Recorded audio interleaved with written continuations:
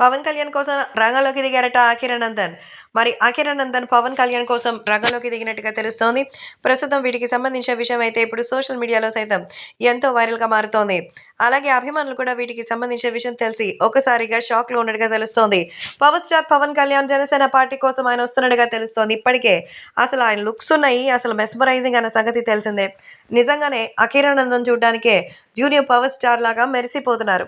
కాబట్టి ఇప్పుడు సోషల్ మీడియాలో సైతం మరి ఆయన ఎంతో అద్భుతమైనటువంటి పాపులారిటీ దక్కించుకున్నారు. టీనేజ్‌లో వచ్చినటువంటి అఖిర తన డుమ్ము లేపల్ లుక్స్‌తో అయితే సోషల్ మీడియా అటెన్షన్‌ని మరి గ్రాబ్ చేస్తున్నారు. అయితే తాజాగా అయితే ఆయన జనసేన పార్టీ కోసం రంగంలోకి దిగుతున్నట్టుగా తెలుస్తోంది. అవును. జనసేన పార్టీ కోసం ఆయన వస్తున్నట్టుగా సమాచారం. తన తండ్రి జనసేన పార్టీ కోసం ఎంతో కష్టపడుతుండగా ఇప్పుడు ఆయన ప్రమోషన్స్‌లో బిజీగా ఉన్నారు.